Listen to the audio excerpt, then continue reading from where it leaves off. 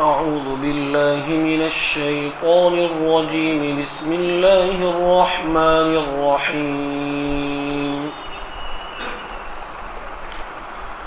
قل ادعوا الذين زعمتم من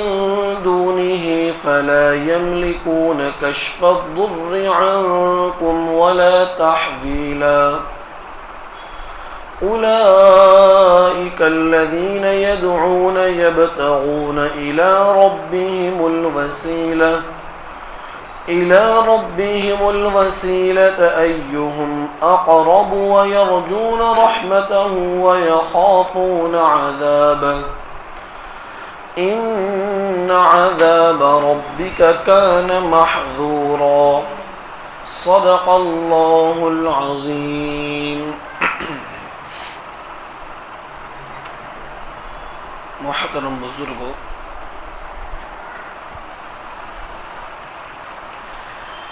ان آیتوں میں اللہ تعالیٰ نے مشرکین کے معبودوں کی تردید فرمائی ہے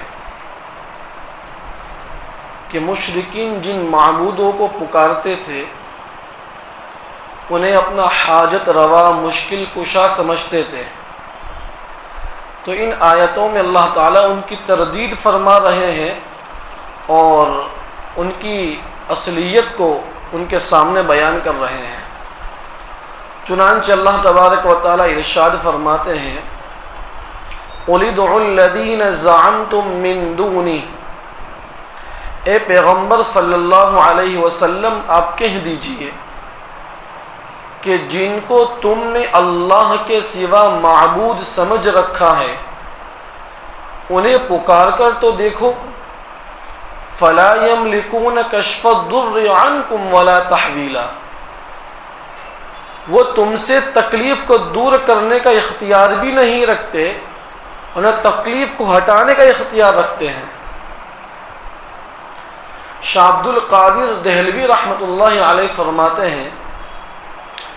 کہ تمہارے معبود فرشتے ہوں یا جنات ہوں یا حضرات انبیاء علیہم السلام ہوں یا اولیاء عظام ہوں، کوئی بھی ہو، تم انہیں پکار کر دیکھو، وہ تمہاری مدد کو نہیں پہنچیں گے۔ فرشتے اللہ کی پاک مخلوق ہیں اور اللہ تعالیٰ نے ایک حد تک انہیں اختیار دے رکھا ہے، لیکن وہ بھی وہی کام کرتے ہیں جن کا اللہ انہیں حکم دیتا ہے۔ اللہ کے حکم کے بغیر وہ بھی کوئی کام نہیں کرتے۔ اسی طریقے پر انسان اور جنات بھی ما فوق الاسباب کسی کی مدد نہیں کر سکتے کہ کسی بیمار کو شفا عطا کر دے، کسی ملزم کو رہا کر دے، کسی سے کوئی تکلیف کو دور کر دے، اس لیے کہ نفع و نقصان کا اختیار صرف اللہ کی ذات کو حاصل ہے۔ اللہ چاہے تو کسی کو نفع پہنچا دے، اللہ چاہے تو کسی کو نقصان پہنچا دے۔ تو مشرکین کو یہ کہا جا رہا ہے کہ جن کو تم معبود سمجھتے ہو تو ذرا پکار کر دیکھو، کیا وہ تم سے تکلیف کو دور کرنے کے لیے آتے کہ نہیں آتے، یا تمہاری تکلیف کو ہٹاتے کہ نہیں ہٹاتے، کہ تمہاری حالت کو بدلتے کہ نہیں بدلتے۔ انسان پر کئی طرح کے احوال آتے ہیں، بیماری کی حالت کو صحت کی حالت میں تبدیل کر سکتے کہ نہیں کر سکتے، تنگ حالی کو خوشحالی میں تبدیل کر سکتے کہ نہیں کر سکتے، وہ نہیں کر سکیں گے۔ پھر جب اللہ تعالیٰ نے فرشتوں کو، جناتوں کو، انسانوں کو ایک حد تک اختیار دے رکھا ہے، اس کے باوجود وہ مدد نہیں کر سکتے، تو پھر تم جن پتھروں کو، جن درختوں کو، جن دیوی دیوتاؤں کو پوجتے ہو وہ تو بے جان ہیں، ان میں تو حرکت کرنے کی صلاحیت بھی نہیں ہے، وہ تو عاجز ہیں، تو پھر وہ تمہاری مدد کیسے کر سکیں گے؟ لہذا ایسے معبودوں کی پوجا پاٹ مت کیا کرو۔ پھر آگے اللہ تعالیٰ ان معبودوں کی جن کی یہ پوجا کر رہے ہیں ان کی حالت کو بیان کرتے ہیں کہ اولئک الذین یدعون یبتغون الی ربہم الوسیلۃ ایہم اقرب ویرجون رحمتہ ویخافون عذابہ. یہ مشرکین جن کو پکارتے ہیں ان کی خود حالت یہ ہے کہ وہ اپنے رب تک پہنچنے کا وسیلہ اور ذریعہ تلاش کرتے ہیں کہ کون اللہ کے زیادہ قریب ہے. بخاری شریف میں روایت ہے کہ دور جاہلیت میں کچھ مشرکین جنات کی پرستش کرتے تھے، ان کی عبادت کرتے تھے، لیکن حضور صلی اللہ علیہ وسلم کی بعثت ہوئی، حضور کو نبی بنایا گیا، تو وہ جنات جن کی یہ مشرکین پرستش کرتے تھے وہ جنات حضور صلی اللہ علیہ وسلم پر ایمان لے آئے. تو قرآن ان مشرکین کو جواب دے رہا ہے کہ دیکھو جن کو تم معبود سمجھتے ہو وہ جنات تمہارے معبود پیغمبر آخر الزمان صلی اللہ علیہ وسلم پر ایمان لے آئے ہیں، اور ان کی حالت تو یہ ہے کہ وہ اب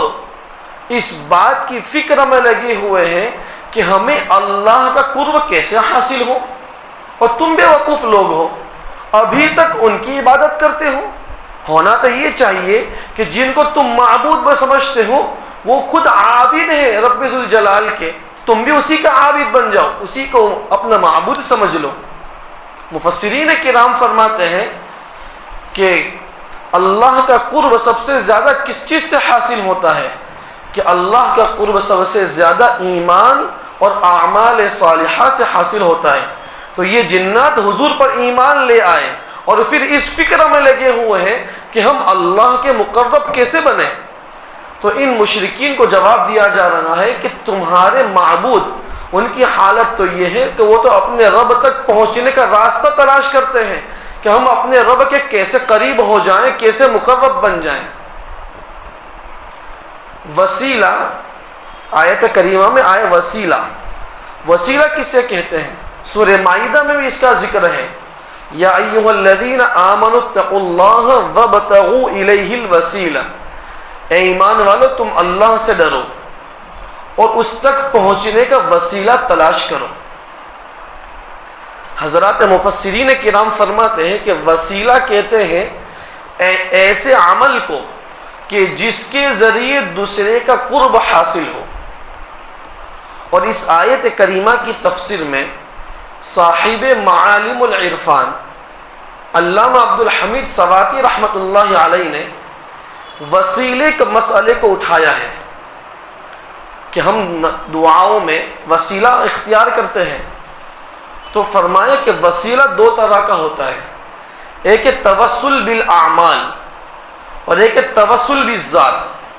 توسل بالاعمال کا مطلب یہ ہے کہ آدمی جب اللہ سے دعا کرے تو دعا میں اپنے نیک اعمال کے ذریعے اپنے نیک اعمال کا وسیلہ دے کر اپنی حاجت کو اللہ سے مانگے کہ اللہ میں نے فلاں عمل تیری رضا کے خاطر کیا تھا، اگر تیری بارگاہ میں وہ مقبول ہے تو اس کے وسیلے سے تو میری حاجت کو پوری کر دے، تو میری تکلیف کو دور کر دے.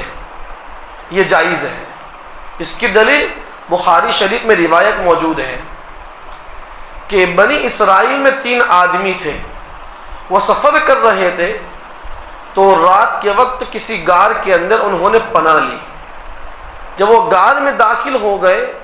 تو غار کے منہ کے اوپر ایک بڑی چٹان تھی جو گر کر اس نے غار کا منہ کو بند کر دیا.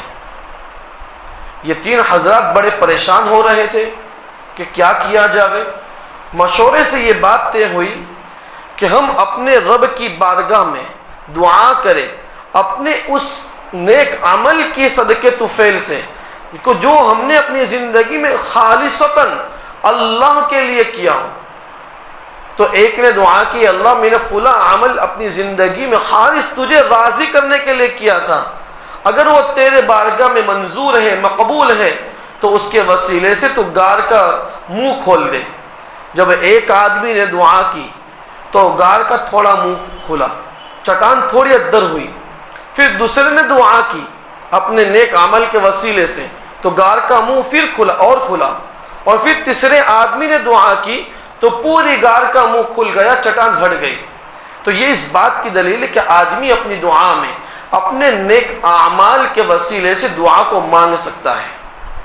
دوسری قسم ہے توسل بالذات، یعنی دعا میں کسی کی ذات کو اللہ کے سامنے پیش کرنا۔ اس کی دو قسمیں ہیں۔ ایک قسم تو وہ ہے کہ مشرکین یہ کیا کرتے تھے کہ وہ اللہ کی بارگاہ میں اپنے معبودان باطلہ کو اس طرح پیش کرتے تھے کہ چاہے اللہ کی مرضی ہو یا نہ ہو، ہمارے سارے کام یہ معبود بنا دیں گے۔ تو یہ ناجائز اور حرام ہے، یہ شرک ہے۔ ایک دوسری قسم یہ ہے توسل بالذات کی کہ آدمی اپنی دعا میں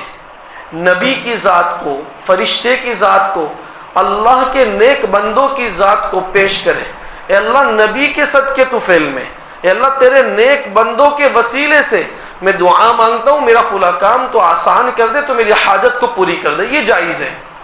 ہاں البتہ ولیوں سے مانگنا، نبیوں سے مانگنا، درگاہوں پر جانا اور انہیں اپنا حاجت روا سمجھنا، مشکل کشا سمجھنا، یہ شرک ہے۔ اور آپ جانتے ہیں کہ شرک بہت بڑا گناہ ہے،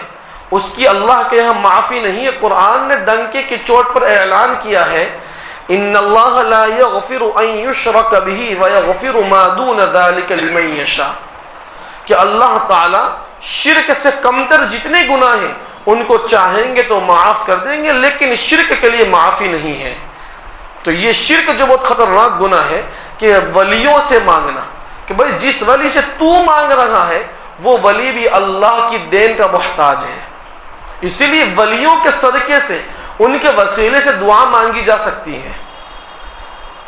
حضرات مفسرین کرام نے لکھا ہے کہ کسی کی ذات کا وسیلہ دے کر دعا مانگنا، اس میں سب سے زیادہ بہتر اور مناسب وسیلہ حضور صلی اللہ علیہ وسلم کی ذات کا ہے، کہ آدمی اپنی دعاؤں میں حضور کی ذات کے وسیلے سے مانگے، اس لیے کہ اللہ تعالیٰ کو حضور کی ذات سے بڑی محبت ہے، کہ حضور کا نام آئے گا اللہ کی رحمت جوش میں آئے گی، ہمارے کام بن جائیں گے۔ اور ہم زندہ ولی کی ذات کا بھی وسیلہ دے کر مانگ سکتے ہیں۔ یہ بھی روایتوں کے اندر آتا ہے کہ حضرت عمر رضی اللہ تعالی عنہ کے متعلق ہے کہ حضرت عمر رضی اللہ تعالی عنہ جب قحط پڑا مدینہ منورہ میں تو انہوں نے دعا کی اللہ تعالیٰ سے کہ اللہ کہ تو جب تک تیرے پیغمبر حیات تھے اور ہم میں موجود تھے تو ہم ان کی بارگاہ میں حاضر ہوتے تھے اور ہم نبی سے درخواست کرتے، نبی دعا کیجیے اللہ سے کہ اللہ تعالیٰ قحط کو دور کرے، بارش کو برسائے۔ لیکن اب نبی ہم میں موجود نہیں ہے، لیکن نبی کے چچا عباس موجود ہیں، تو عباس کے صدقے طفیل میں وسیلے سے تو بارش کو برسا دے، قحط کو دور کر دے۔ یہ دلیل ہے اس بات کی کہ زندہ ولیوں کا بھی وسیلے سے دعا مانگی جا سکتی ہے۔ تو یہاں اس آیت کریمہ کی تفسیر کے اندر علامہ عبدالحمید سواتی رحمۃ اللہ علیہ اس مسئلے کو واضح فرمایا ہے، اور قرآن کہتا ہے وَيَرْجُونَ رَحْمَتَهُ، کہ وہ اللہ کی رحمت کے امیدوار ہیں، وَيَخَافُونَ عَذَابَ، اور اللہ کے عذاب سے ڈرتے ہیں، إِنَّ عَذَابَ رَبِّكَ كَانَ مَحْذُورًا، بے شک تیرے رب کا عذاب ڈرنے کی چیز ہے۔ وَإِن مِّن قَرْيَةٍ إِلَّا نَحْنُ مُهْلِكُوهَا قَبْلَ يَوْمِ الْقِيَامَةِ أَوْ مُعَذِّبُوهَا عَذَابًا شَدِيدًا كَانَ ذَلِكَ فِي الْكِتَابِ مَسْطُورًا، کوئی بستی ایسی نہیں ہے مگر ہم اس کو قیامت سے پہلے ہلاک کر دیں گے یا ہم اس کو سخت عذاب دیں گے، یہ بات کتاب یعنی لوح محفوظ میں لکھی ہوئی ہے۔ حضرات مفسرین کرام فرماتے ہیں کہ بستیوں کے ہلاک کرنے کا مطلب یہ ہے کہ اللہ تعالیٰ کسی بستی میں قحط کو، زلزلے کو، طوفان کو برپا کر دیں گے جس کی وجہ سے وہ بستی ہلاک ہو جائے گی، یا پھر روایتوں میں یہ آتا ہے کہ قیامت سے پہلے ساری بستیاں طبعی طور پر ہلاک ہو جائیں گی۔ بعض مفسرین کرام فرماتے ہیں کہ اس سے مراد یہ ہے کہ کافروں کی بستی اللہ تعالیٰ قیامت سے پہلے انہیں ضرور ہلاک و برباد کریں گے، اور اگر اللہ نے دنیا میں مہلت دے بھی دی تو اس کا مطلب یہ نہیں کہ وہ اللہ کے مقرب ہیں، بلکہ اللہ تعالیٰ انہیں آخرت میں سخت عذاب میں مبتلا کریں گے۔ اللہ نے یہ بات لوح محفوظ میں لکھ رکھی ہے۔ وما منعنا ان نرسل بالآیات الا ان كذب بها الاولون وآتینا ثمود الناقة مبصرة فظلموا بها وما نرسل بالآیات الا تخویفا۔ اس آیت کریمہ کا شان نزول یہ ہے، حضرات مفسرین کرام نے لکھا ہے کہ مشرکین مکہ حضور صلی اللہ علیہ وسلم سے معجزات کا مطالبہ کرتے تھے اور یوں کہتے تھے کہ اگلی قوموں نے اپنے نبیوں سے معجزے مانگے تو اللہ تعالیٰ نے معجزے دیے، جیسا کہ حضرت موسیٰ علیہ السلام کو اللہ نے لاٹھی دی، وہ لاٹھی ایسی تھی کہ اگر وہ زمین پر پھینکتے تو اژدہا بن جاتی تھی، اور اس لاٹھی سے کئی کام حضرت موسیٰ علیہ السلام کرتے تھے، اور ان کا ہاتھ بغل میں رکھتے تھے تو سورج سے زیادہ چمکدار ہو جاتا تھا۔ اور حضرت عیسیٰ علیہ السلام کو اللہ نے یہ معجزہ دیا کہ وہ مادر ذات نابینا کو بینا کر دیتے تھے، جس کو کوڑ کی بیماری ہے اس پر ہاتھ پھیر دیتے، وہ بیماری ہمیشہ کے لیے ختم ہو جاتی تھی، مردوں کو اللہ کے حکم سے زندہ کرتے تھے۔ تو یہ مشرکین مکہ کہنے لگے کہ آپ بھی ویسی نشانیاں لاؤ، پھر کہنے لگے کہ کوہ صفا، یہ صفا پہاڑ جو ہے اسے سونے چاندی کا بنا دو، اور یہ بھی کہتے تھے کہ مکہ کی جو زمین ہے یہ سنگلاخ پتھریلی زمین ہے، اس کے دامن میں نہریں بہا دو اور پھر ہم اس کے اندر کھیتی باڑی کریں گے، اگر تم سچے نبی ہو تو یہ سارے کام کرو تو ہم ایمان لائیں گے۔ گویا کہ انہوں نے اپنے ایمان لانے کی شرط یہ رکھی کہ تم ہمارے مطالبے کے مطابق، ہماری فرمائش کے مطابق معجزات لے کر آ جاؤ۔ تو اللہ تعالیٰ نے اپنے پیغمبر کو جواب دیا کہ دیکھو، اگر ہم ان کے فرمائشی معجزات دے دیں اور اس کے بعد اگر یہ ایمان نہ لائیں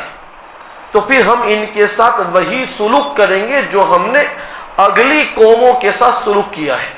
اس لیے کہ ہم نے کئی قوموں کو اور کئی پیغمبروں کو ہم نے معجزے دیے ان کی قوموں کو ماننے کے لیے، لیکن ان کی قومیں مانی نہیں، تو اس کا نتیجہ یہ ہوا کہ ہم نے ان ساری قوموں کو ہلاک کر دیا۔ تو اللہ تعالیٰ نے کہا کہ دوسری بات یہ ہے کہ ہم وہ سارے معجزات تو نہیں دیتے، لیکن ہم آپ کی امت کے لیے توبہ کے دروازے کو کھول دیتے ہیں، یہ جب بھی ایمان لائیں ان کا ایمان قبول، جب بھی یہ توبہ کریں ان کی توبہ قبول۔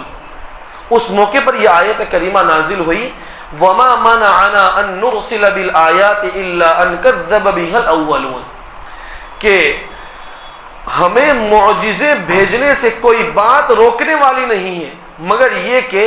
اگلے لوگوں نے ان معجزات کو جھٹلا دیا،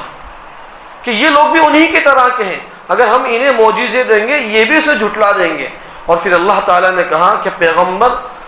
ہم نے تو اپنی بارگاہ میں یہ طے کر لیا ہے کہ امت محمدیہ کو قیامت تک لے جانا ہے،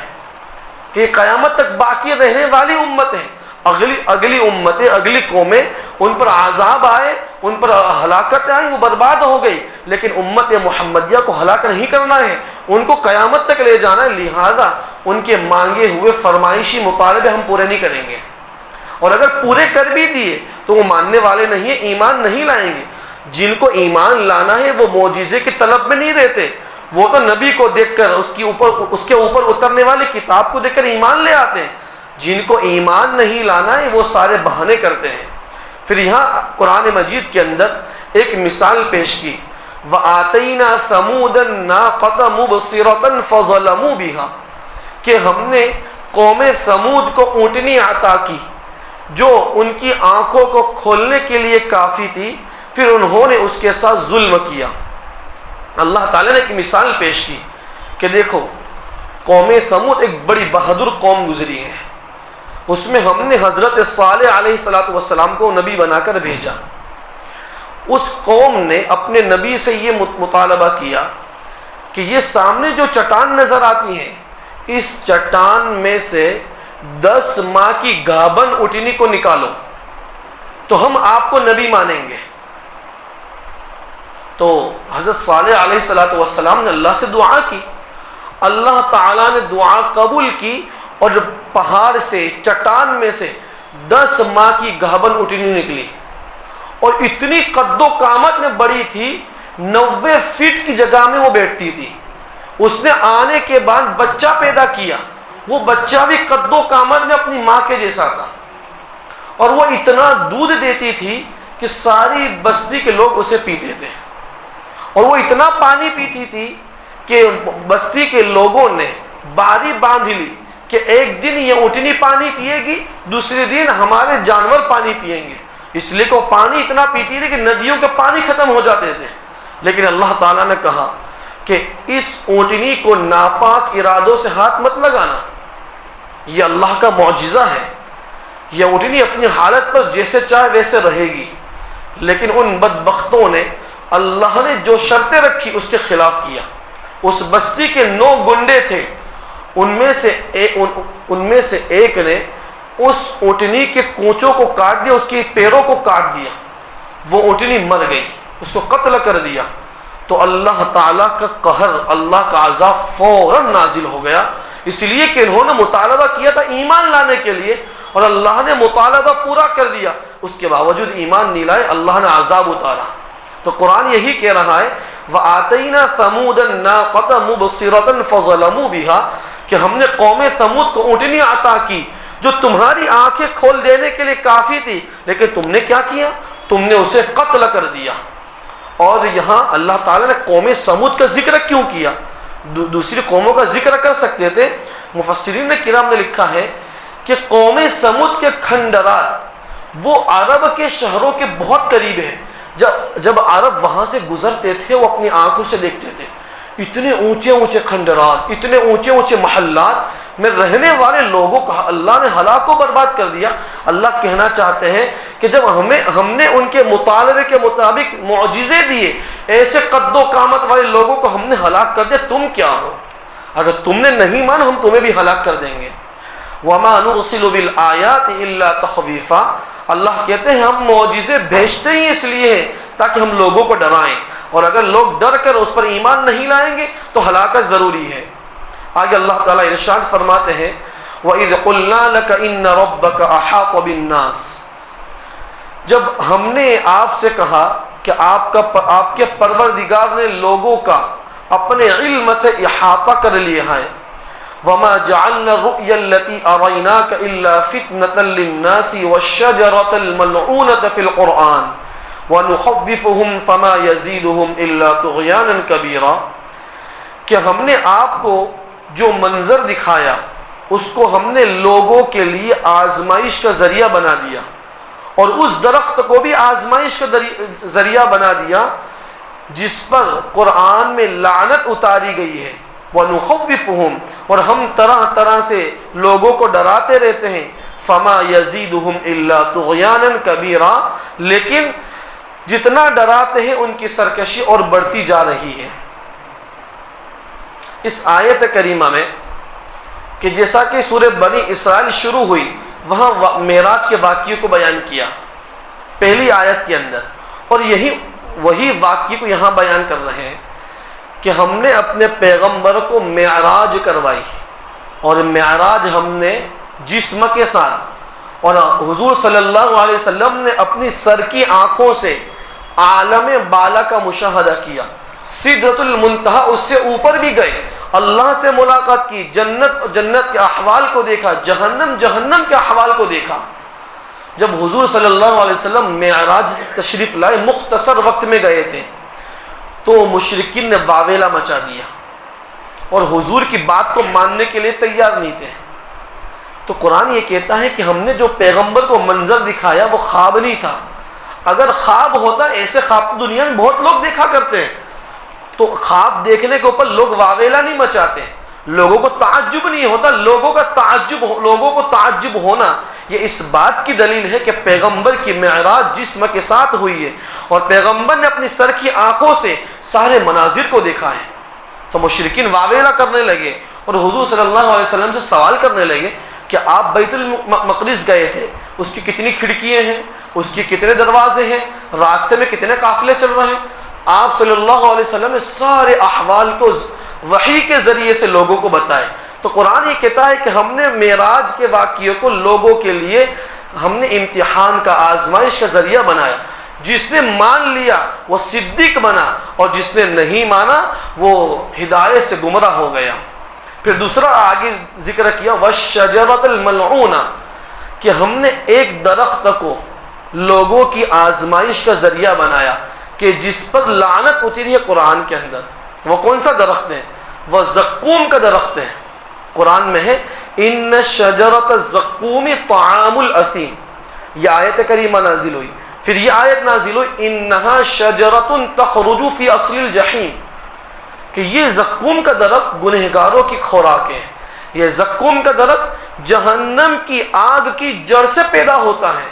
جب یہ آیت کریمہ نازل ہوئی تو ابو جہل بولا کہ محمد صلی اللہ علیہ وسلم ہمیں ایسی آگ سے ڈراتے ہیں کہ جو آگ پتھروں کو پگھلا دیتی ہے، اور پھر یہاں یوں کہتے ہیں کہ زقوم کا درخت جہنم کی آگ میں پیدا ہوگا، کیا جہنم کی آگ اس درخت کو نہیں جلائے گی؟ اس سے معلوم یہ ہوتا ہے کہ محمد صلی اللہ علیہ وسلم قرآن کو اپنے ہاتھوں سے لکھ کر لے کر آتے ہیں۔ تو اللہ تعالیٰ کہہ رہے ہیں کہ جن لوگوں نے اللہ کی قدرت کاملہ کو مان لیا اور اس پر یقین کر لیا کہ اللہ کے لیے کیا چیز بعید ہے، کہ اللہ تعالیٰ تو آگ کے اندر درخت کو پیدا کر سکتا ہے اور آگ کی تاثیر کو بدل سکتا ہے کہ آگ اسے نہ جلائے، جیسا کہ حضرت ابراہیم علیہ السلام کو آگ میں ڈالا نمرود نے، تو اللہ تعالیٰ نے آگ کو حکم دیا کہ تو جلانا مت، قلنا یا نار کونی بردا وسلاما علی ابراہیم، تو آگ کی تاثیر تو ہے جلانا، لیکن اللہ نے تاثیر کو بدل دیا۔ تو یہاں پر بھی یہی بات ہے کہ اللہ تعالیٰ کامل قدرت والے ہیں، اور جن لوگوں کو اللہ کی بات پر یقین تھا وہ جانتے تھے کہ اللہ کی قدرت کی کوئی حد نہیں ہے، کوئی انتہا نہیں ہے۔ مفسر قرآن شیخ التفسیر مولانا ادریس کاندھلوی رحمۃ اللہ علیہ نے لکھا ہے کہ ترکی کے اندر ایک جانور ہے سمندل نام کا، اس جانور کی کھال سے ٹوپیاں رومال بنائے جاتے ہیں، اور جب وہ میلے ہو جاتے ہیں تو پھر اسے آگ میں ڈالا جاتا ہے۔ جب آگ میں ڈالتے ہیں تو اس کا میل دور ہوتا ہے، حالانکہ آگ تو چیزوں کو جلاتی ہے لیکن اس رومال کا، اس کھال کا میل آگ سے دور ہوتا ہے۔ اسی طریقے سے کہ شتر مرغ یہ آگ کے انگارے کھا جاتا لیکن آگ اسے نہیں جلاتی، اسی طریقے پر آگ کا کیڑا آگ میں رہتا ہے، آگ اسے نہیں جلاتی۔ اس بات کو سمجھنا تو بہت آسان ہے کہ دنیا میں کئی مثالیں آپ کو ایسے مل جائے گی کہ وہ آگ میں رہ رہی ہے لیکن آگ اسے نہیں جلاتی۔ یہ تو اللہ کی قدرت کاملہ کی نشانی ہے۔ پھر یہاں یہ کہا گیا وَالشَّجَرَةَ الْمَلْعُونَةَ، کہ یہ درخت ملعون ہے، درخت ملعون نہیں ہے، جو لوگ اس درخت کو کھائیں گے وہ ملعون ہے، یعنی یہ کافر و مشرکوں کی خوراک ہے، اور کافر مشرک ملعون ہے، اس لیے درخت کو ملعون کہہ دیا گیا۔ تو اللہ تعالیٰ ارشاد فرماتے ہیں کہ ہم نے آپ کو وہ منظر دکھایا جس کو ہم نے لوگوں کے لیے فتنے کا ذریعہ بنا دیا، اور اس درخت کو بھی فتنے کا ذریعہ بنا دیا جس پر لعنت نازل کی گئی قرآن میں، وَنُخَوِّفُهُمْ، اور ہم انہیں ڈراتے رہتے ہیں، فَمَا يَزِيدُهُمْ إِلَّا طُغْيَانًا كَبِيرًا، کہ ان مشرکوں کی طبیعت ایسی ہو گئی ہے کہ جتنا ڈراتے ہیں، جتنی باتیں سمجھاتے ہیں، وہ مزید بغاوت پر اتر آتے ہیں۔ اللہ تبارک و تعالی ہمیں قرآن فہمی کا سلیقہ نصیب فرمائے۔ سبحان اللہ وبحمدہ، سبحانک اللہم وبحمدک، ونشهد ان لا الہ الا انت، نستغفرک ونتوب الیک۔ سبحان ربک رب العزة عما یصفون، وسلام علی المرسلین، والحمد للہ رب العالمین، برحمتک یا ارحم الراحمین۔